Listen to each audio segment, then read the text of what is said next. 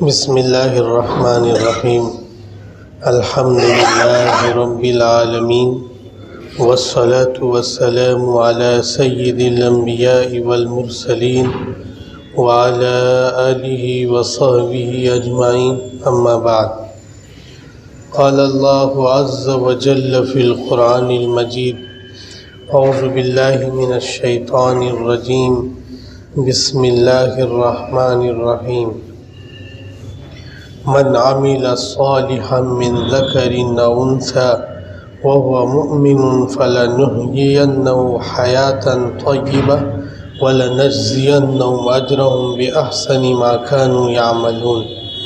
وقال النبي صلى الله تعالى عليه وسلم شعبان شهري ورمضان شهر الله تعالى. وقال النبي صلى الله تعالى عليه وسلم خطبنا رسول الله صلى الله تعالى عليه وسلم في آخر يوم من شعبان إن شعبان شهري ورمضان شهر الله تعالى. وقال أيضا اللهم بارك لنا في رجب وشعبان وبلغنا رمضان او كما قال علیہ الصلاۃ والسلام. عزیزان گرامی، حضرات مصلیان، اللہ تعالیٰ کے فضل اور احسان سے ہم سب اس وقت بہت ہی مبارک مہینے میں چل رہے ہیں. یہ مہینہ چاند کے اعتبار سے شعبان کا مہینہ کہلاتا ہے. شعبان کا مہینہ بہت اہم مہینہ ہے. اسی مہینے میں رسول اکرم صلی اللہ علیہ وسلم کا وہ دیرینہ خواب یا دیرینہ تمنا اور آپ کی آرزو پوری ہوئی. کیا تمنا تھی اور کیا آپ کا خواب تھا؟ وہ یہ تھا کہ رسول شروع میں بیت المقدس کی طرف رخ کر کے نماز پڑھتے تھے، جسے قبلہ اول کہتے ہیں. بیت المقدس کی طرف رخ کر کے نماز پڑھتے تھے، لیکن رسول کی یہ چاہت تھی کہ وہ مین بندو جہاں سے زمین کی تخلیق کی اپنی ہوئی، جہاں سے زمین کو اللہ تعالیٰ نے بنانا شروع کیا، یعنی وہ مرکزی پوائنٹ جسے خانہ کعبہ کہتے ہیں، یہیں سے زمین کی تخلیق شروع ہوئی ہے. ہمارے عقیدے کے مطابق، محبوب دو عالم صلی اللہ علیہ وسلم کے بتانے کے مطابق، زمین کا مرکزی پوائنٹ کیا ہے؟ خانہ کعبہ. اور دنیا کی زمین پر سب سے پہلا گھر بھی وہی ہے. اس گھر کو فرشتوں نے تعمیر کیا. ایک روایت کے مطابق حضرت آدم علیہ السلام نے اس گھر کی تعمیر کی، اور پھر کئی بار اس کی تعمیری کام میں لوگوں نے حصہ لیا. وہ مرکزی پوائنٹ ہے. بعد میں رسول یہ چاہتے تھے کہ نماز میں رخ ہم خانہ کعبہ کی طرف کریں، کیونکہ وہ پہلا گھر ہے، دنیا کا پہلا گھر ہے مقدس، اللہ تعالیٰ کا گھر. رسول کی یہ چاہت اسی مہینے میں پوری ہوئی. اسی مہینے میں تحویل قبلہ کا حکم ہوا. یہ اسلامی کیلنڈر کے اعتبار سے یہ مہینہ 8واں مہینہ ہے. 8واں مہینہ چل رہا ہے. یہ اسلامی مہینے کے اعتبار سے یہ 8واں مہینہ ہے. اس میں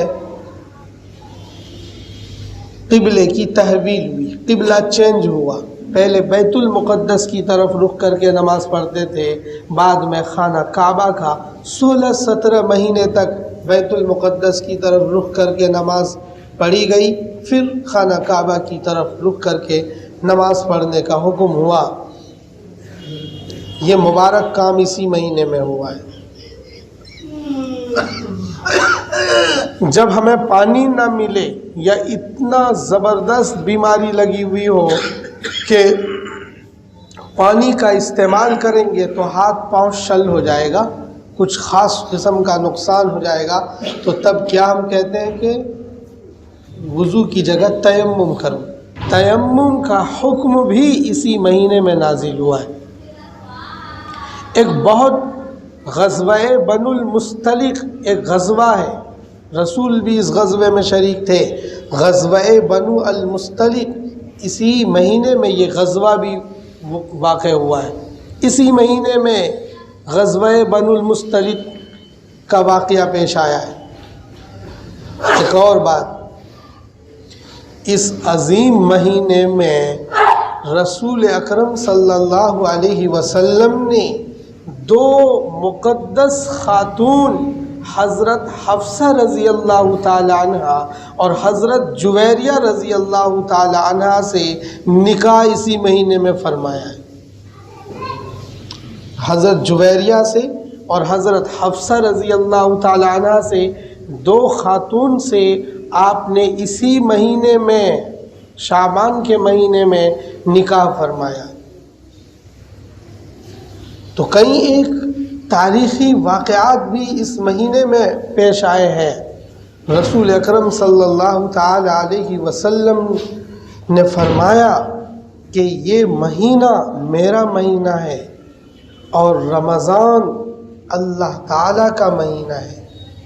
شعبان شہری و رمضان شہر اللہ، شعبان میرا مہینہ ہے اور رمضان اللہ کا مہینہ ہے۔ جس مہینے کی طرف پیغمبر نے اپنی نسبت کری، اس کی عظمت بڑھ گئی، اس کی کیا بڑھ گئی؟ عظمت بڑھ گئی، اس کی فضیلت بڑھ گئی۔ اس مہینے کے آنے سے پہلے، یہ جو مہینہ شعبان چل رہا ہے، اس سے پہلا والا جو مہینہ ہوتا ہے اس کو رجب بولتے ہیں، عربی میں اس مہینے کا نام رجب ہے۔ جب رجب کے مہینے میں آپ ہوتے تھے تو ایک دعا فرماتے تھے، اللہم بارک لنا فی رجب و شعبان، اے اللہ ہمیں برکت، ہمارے لیے برکت نازل فرما رجب میں، شعبان میں، وبلغنا رمضان، اور ہمیں پہنچا رمضان میں۔ یعنی ہماری عمر میں برکت، صحت میں برکت نصیب فرما، صحت اور تندرستی عطا فرما، تاکہ ہم کہاں پہنچیں؟ رمضان کا مہینہ ہمیں مل سکے۔ اور ایک حدیث میں تو حضرت ام سلمہ رضی اللہ تعالی عنہ، حضرت ام سلمہ حضور کی ازواج مطہرات میں سے ایک زوجہ ہے، آپ کی وائف ہیں۔ حضرت ام سلمہ رضی اللہ تعالی عنہ فرماتی ہیں، یصوم شہرین متتابعین، رسول اس مہینے میں مسلسل روزہ رکھتے تھے۔ یہ جو شعبان کا مہینہ چل رہا ہے، مسلسل اس میں روزہ رکھتے تھے، کسی اور مہینے میں ایسا نہیں دیکھا گیا۔ اس شعبان کے مہینے میں اور رمضان کے مہینے میں تو رکھتے ہی تھے، وہ تو فرض تھا، لیکن شعبان میں مسلسل روزہ رکھتے تھے۔ اور در حقیقت یہ شعبان کا مہینہ رمضان کے لیے ایک تمہید ہے، ایک پیش خیمہ ہے، اس میں پریکٹس کرنی چاہیے۔ ایک دم سے رمضان آتا ہے، ہم روزہ رکھتے ہیں تو باڈی ایکسیپٹ کرے گی نہیں کرے گی، یہ ایک میٹر چلتا ہے۔ تو اس مہینے میں 2، 1، 4، 10، 5 روزے رکھ کر ہم پریکٹس کر سکتے ہیں، عملی مشق کر سکتے ہیں۔ اس مہینے میں ہمیں عملی مشق کرنی چاہیے۔ رسول صلی اللہ علیہ وسلم اس مہینے میں باضابطہ مسلسل روزہ رکھتے تھے۔ ویسے بھی آپ علیہ السلام روزہ رکھتے تھے عام دنوں میں بھی، لیکن اس مہینے میں خصوصی اہتمام فرماتے تھے۔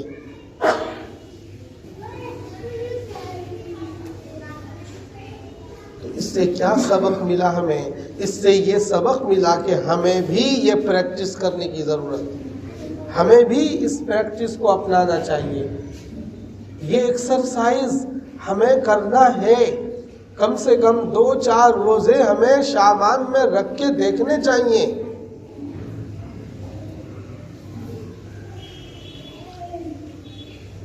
رمضان المبارک سے پہلے یہ مہینہ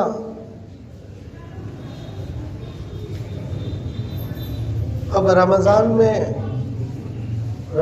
آنے والا ہے، اس کی تیاری شروع کرنی ہے.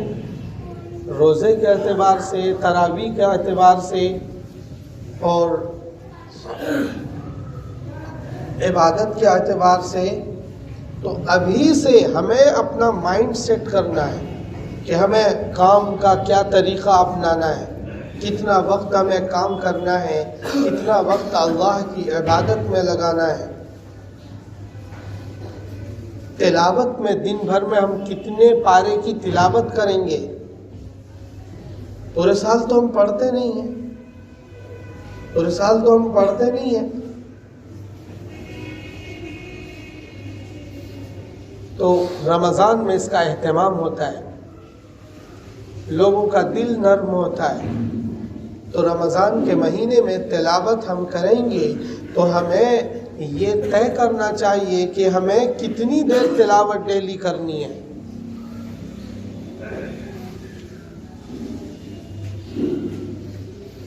اس اہتمام کو اور رمضان سے پہلے کئی چیزوں کی تیاری کو سامنے رکھتے ہوئے رسول اکرم صلی اللہ علیہ وسلم کا آئیڈیل ہمارے پاس ہے کہ ہمیں کس طرح کی تیاری کرنی ہے، کیا سوچنا ہے، کیا کرنا ہے، کتنے روزے رکھنے ہیں اور کیسے روزہ رکھنا ہے. اب ہمارے بیچ شعبان میں ایک رات فکس ہے، شب برات. شب برات بہت صحیح حدیث سے اس کی فضیلت تو ثابت نہیں ہے، لیکن ضعیف حدیث سے ہی صحیح پر ہے. ضعیف حدیث سے ہی صحیح پر ہے. ضعیف حدیث کا مطلب یہ نہیں ہوتا کہ وہ حدیث نہیں ہے.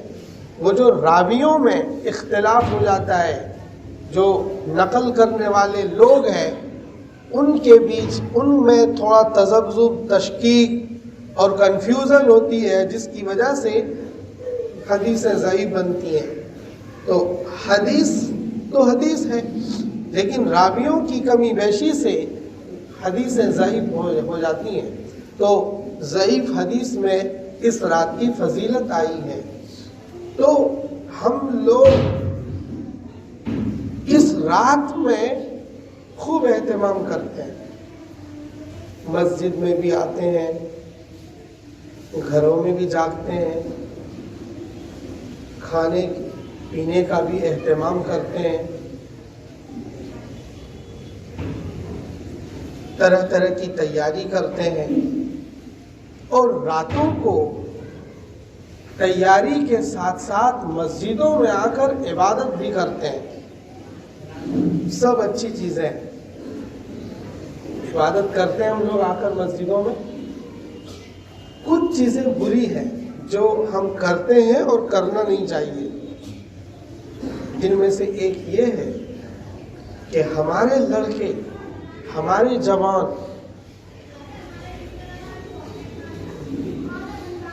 بائک لے کر اپنے گھروں سے نکلتے ہیں اور واہیات مچاتے ہیں. ٹھیک اسی طرح جیسے ہولی کے دن میں لوگ واہیات مچاتے ہیں.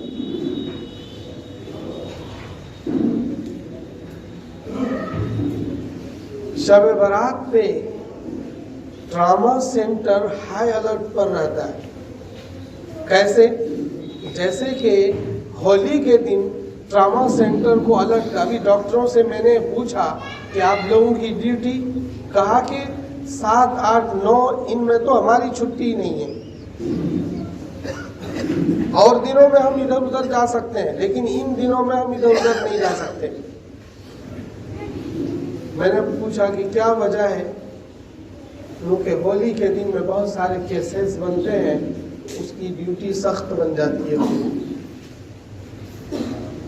शब बरात वाले दिन बच्चे इंडिया गेट पे जाते हैं बाइक ले लेकर, और भी मुख्तलिफ पार्कों में जाते हैं, और वहाँ बाइक को बुरी तरह फिराते हैं। कोई गिरता है, कोई किसी का हाथ टूटता है, किसी का पैर टूटता है।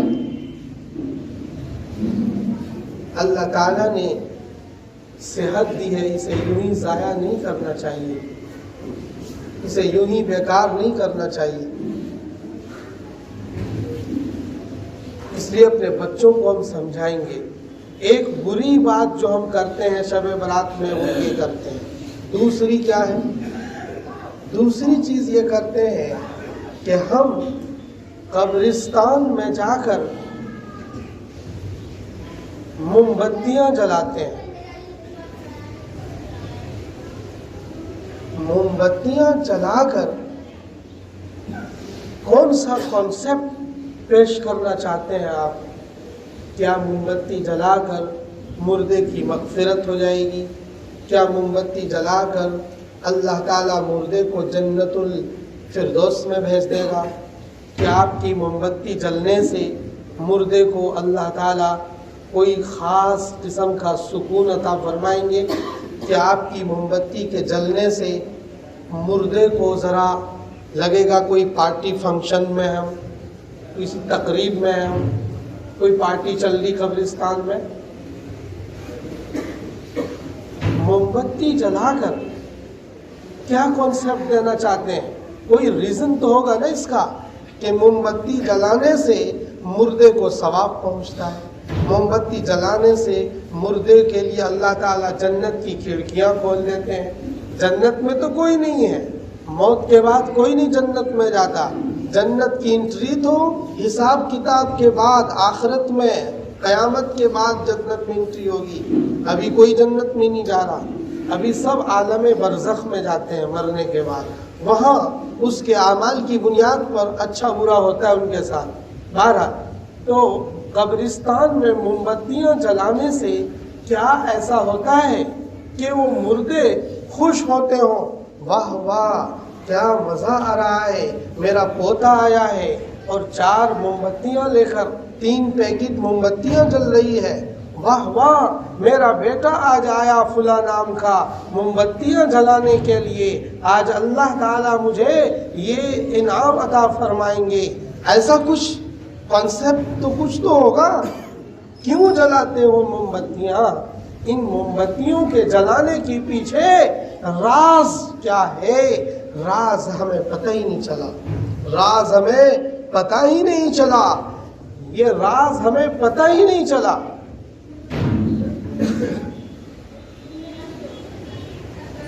इसको बोलते हैं चरागां करना। इसको क्या बोलते हैं? चरागां करना। कब्रिस्तान को रोशन करना, उसमें लाइटिंग करना।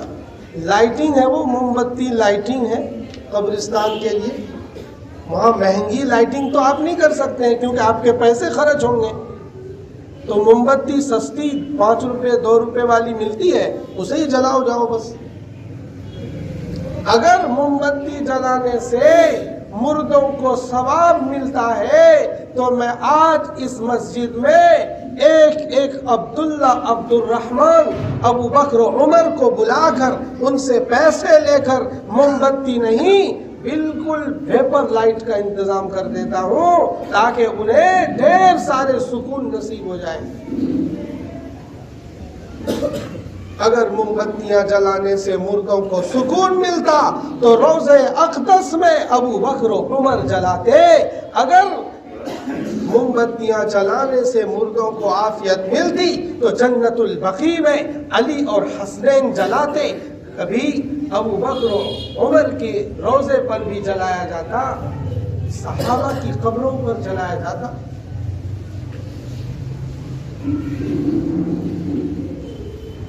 अगर ये कॉन्सेप्ट हो कि चलो मोमबत्ती जलाएंगे तो ज़रा मुर्दे को अच्छा लगेगा, कब्रिस्तान में आज लाइटिंग हो रही है, तो भाई इसके मुस्तहिक तो وہ قبرستان زیادہ ہے جس میں حضرت عبداللہ ابن عباس کی قبر ہے، جس میں عبداللہ ابن مسعود کی قبر ہے، اس قبرستان کو چراغاں کرنا زیادہ ضروری ہے جس قبرستان میں میدان کربلا کے شہداء موجود ہیں، جس قبرستان میں جنگ احد کے شہداء موجود ہیں، جس قبرستان میں غزوہ خندق کے شہداء موجود ہیں، جس قبرستان میں رسول اکرم صلی اللہ تعالی علیہ وسلم کے زمانے میں مردوں کی تدفین ہوتی تھی، جہاں اسلام کی پہلی مسلمان خاتون سیدنا حضرت خدیجہ رضی اللہ تعالی عنہ موجود ہے، وہاں موم بتی جلتی، موم بتی جلانے سے اگر کوئی بھلا ہوتا ہو تو وہ ہمیں بتا دو، پھر تو مسجد کے لینٹر کا چندہ نہیں کروں گا میں، پھر تو بچوں کو پڑھانے کے لیے پیسے نہیں لوں گا میں، پھر تو میں موم بتیاں جلواؤں گا، جگہ ہر قبرستان میں موم بتیاں جلیں گی۔ اگر اس سے کوئی فائدہ ہوتا ہو، کیا عقل ماری گئی؟ کس نے عقل خراب کر دی ہماری کہ ہم واہیات چیزوں کو عبادت سمجھنے لگتے ہیں، بری چیزوں کو ہم عبادت سمجھنے لگتے ہیں۔ ان حالات میں ایک پریشانی تو یہی ہے، موم بتیاں جلاتے ہیں وہاں جا کر، اور جو زیادہ ہوشیار ہوتا ہے، موم بتی جلانے والا جو زیادہ ہوشیار ہوتا ہے، ساتھ میں ایک اگربتی کی پیکٹ بھی لے لیتا ہے، ساتھ میں ایک اگربتی کی پیکٹ لے لیتا ہے، کیونکہ ہم لوگ جب گھر کی لائٹنگ کرتے ہیں، سجتے دھجتے ہیں، تو پرفیوم لگاتے کہ نہیں؟ خوشبو عطر پرفیوم لگاتے ہیں، تو مردے کا پرفیوم کیا ہے؟ تمہاری اگربتی ہے۔ خوب شاندار قسم کی پیکٹ خرید کر وہاں لے جاتے ہیں اور 5-7 دبا دیتے ہیں، بس چھٹی۔ بھائی کیا کر رہے ہو؟ کیا آپ سوچتے ہو کیسے آپ کا دماغ کسی نے مفلوج کر دیا ہے؟ اسلام میں یہ سب ہوتا تو اسلام ہی نہ آتا دنیا میں۔ اگر یہ سب کچھ صحیح ہوتا تو محمد عربی صلی اللہ علیہ وسلم کو بھیجنے کی کیا ضرورت تھی؟ خانہ کعبہ میں یہی سب کچھ تو ہوتا تھا۔ وہ مردوں کے نام کی مورتیاں بنا کر اگربتی موم بتیاں ہی تو جلاتے تھے، یہی تو وہ کرتے تھے۔ اسی کے بائیکاٹ کے لیے تو مکے کی سرزمین پر بلال نے کوڑے کھائے، اسی کے بائیکاٹ کے لیے صحابہ رضی اللہ تعالی عنہم اجمعین کو تکلیفیں پہنچائی گئی۔ تو وہ زیادہ بڑا ہوشیار جو ہوتا ہے تو وہ اگربتی کی پیکٹ بھی مینشن کر لیتا ہے، پلس میں لے لیتا ہے۔ تو یہ دونوں باتیں غلط ہیں، اگربتی موم بتی یہ سب خامخواہ کی بات ہے، خامخواہ کی بات ہے۔ اب کچھ لوگ کیا سمجھتے ہیں یہ مولوی صاحب دیوبندی ہے اس لیے ایسی باتیں کر رہا ہے، کچھ لوگ کیا سمجھتے ہیں یہ دیوبندی ہے اس لیے ایسی باتیں کر رہا ہے۔ اس میں دیوبندی بریلوی کیا مطلب ہے؟ آپ کو عقل نہیں دی اللہ تعالیٰ نے، آپ سوچو تو صحیح، آپ غور تو کرو۔ اسلام میں ہر حکم لاجیکل ہے، سارے احکامات لاجک پر مبنی ہے اسلام میں۔ تو وہ کیا ہے، ہمیں نیگلیکٹ کرنے کے لیے کیا بولتے ہیں، یہ دیوبندی ہے اس لیے وہابی بول دیا ہے۔ اس میں وہابی دیوبندی کا کیا مطلب ہے؟ یعنی میں اگربتی جلوا دوں تو میں ٹھیک ہوں، نہ جلواؤں تو پھر دیوبندی ہے۔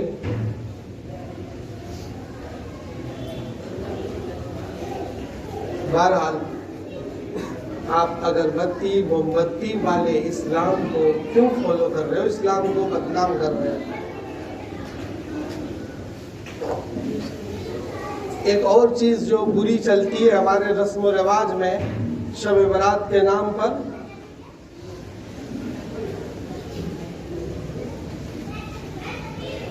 وہ ایک خاص قسم کا کھانا تیار کرتے ہیں، جیسے حلوہ بنا لیا۔ حلوہ کھانا حرام نہیں ہے، خوب کھلاؤ حلوہ، میں خود کھاؤں گا آپ کے ساتھ، مشکل نہیں ہے، خوب کھاؤ حلوہ، روز دکانوں پر حلوہ ملتا ہے، شاندار قسم۔ حلوہ کو کون پوچھ رہا؟ شاندار مٹھائیاں مل رہی ہے، حلوہ بھی تو ایک میٹھی چیزوں میں سے ایک ہے. ہم مٹھائی فل نہیں کہہ سکتے اسے، لیکن وہ مٹھائی کے قبیل سے ہی ہے. حلوے کی ٹکیاں وہ مٹھائی تو ہے. آپ شاہ جی ڈیری پہ چلے جاؤ، ایک سے ایک شاندار مٹھائی، لیکن ایک خاص آئٹم کو فکس کر دیا جاتا ہے کہ یہ حلوہ. اب بچوں کو لگتا ہے کہ شب برات کا مطلب ہے حلوہ، شب برات کا مطلب ہے حلوہ چاہیے. پھر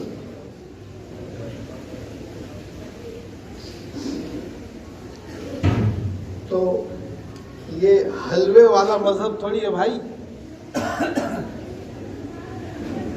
اب پھر آپ کہو گے دیوبندی بول لیا ہے. آپ خود سوچو، آپ کو اللہ نے عقل و خرد عطا کیا ہے. کھانے پینے والا مذہب اسلام نہیں ہے.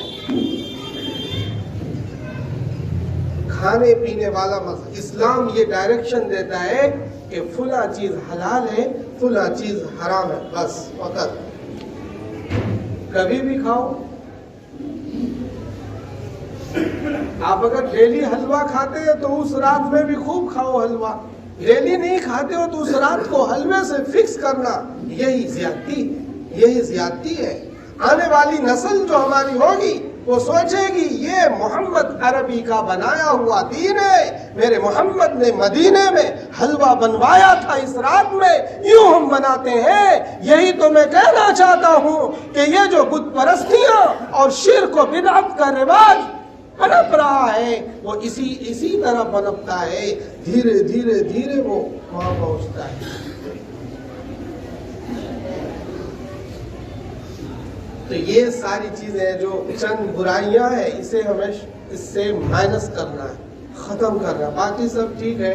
آپ شب برات کی رات میں جاگیے، عبادت کیجیے، اللہ تعالیٰ سے دعا مانگیے، اللہ سے قرب بڑھائیے، اللہ سے گڑ گڑائیے. ایک ضعیف حدیث میں مضمون ہے کہ اللہ تعالیٰ اس رات میں فیصلے کرتے ہیں، یعنی آپ کی تقدیروں کے فیصلے کرتے ہیں.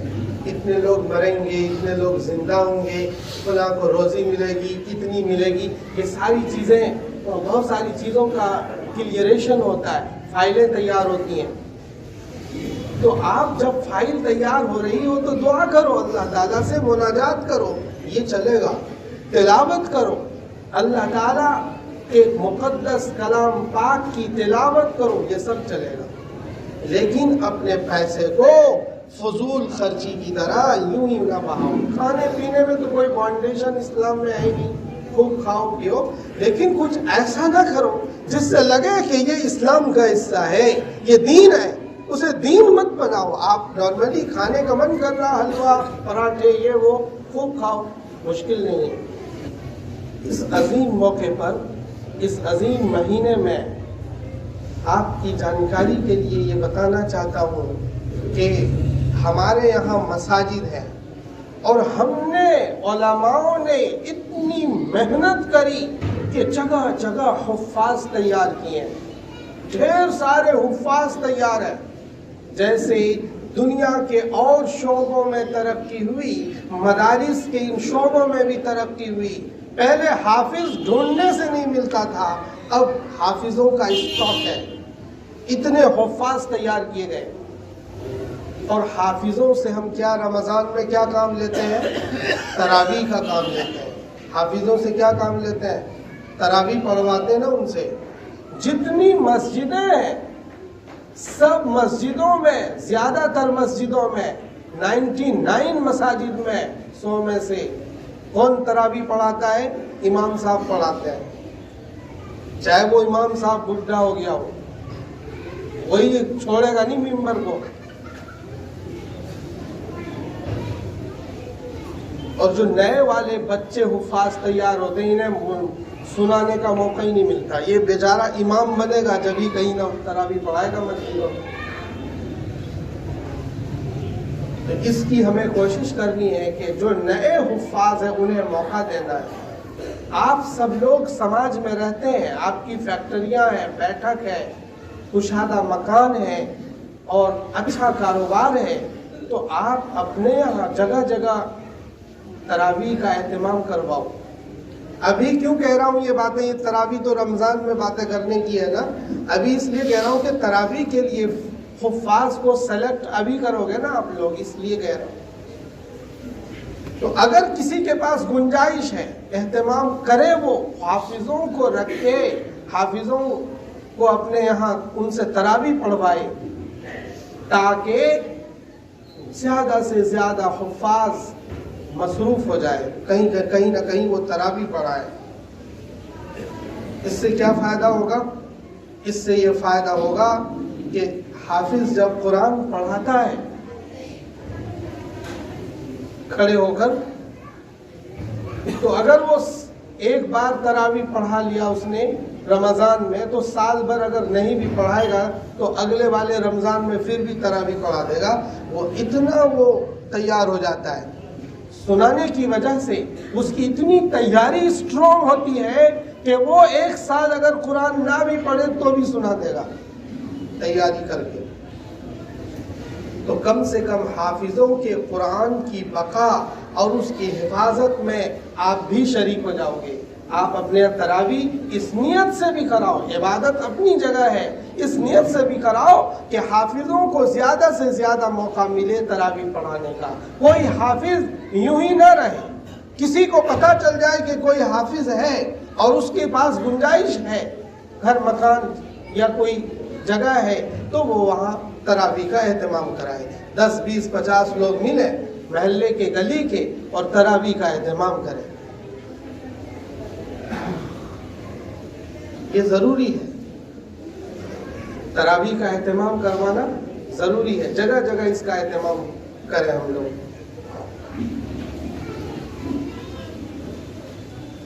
اللہ تعالیٰ نے ہمیں یہ والا مہینہ عطا کیا، رمضان بھی مل جائے گا ہم سب کو، اللہ تعالیٰ رمضان بھی عطا کرے گا انشاءاللہ۔ تو ہم لوگ خوش قسمت ہیں کہ رمضان جیسا مہینہ ہمیں پھر مل رہا ہے، 2023 کا رمضان ہمیں مل رہا ہے، آنے والا ہے۔ تو یہ ہماری خوش نصیبی کی بات ہے کہ اللہ تعالیٰ نے ایک اور رمضان ہمیں عطا کیا۔ ابھی سے اپنا ماحول بنائیں، چین کریں کہ رمضان کی تیاری میں ہم لگیں۔ میں کئی باتیں کہہ چکا ہوں، دوبارہ ریپیٹ نہیں کرنا چاہتا۔ تیسری بات یہ ہے کہ اب مارچ کا مہینہ چل رہا ہے، مارچ میں اسکولوں کا فائنل پیپر اس کا چل رہا ہے، ایگزام کا سالانہ امتحان۔ اس میں ہم بچوں کے ایڈمیشن کے لیے متفکر ہوتے ہیں، تو جس کا بچہ کہیں نہیں پڑھ رہا ہے وہ متفکر ہو جائے، اسے پڑھائے۔ ہر حال میں آپ کا بچہ پڑھنا چاہیے۔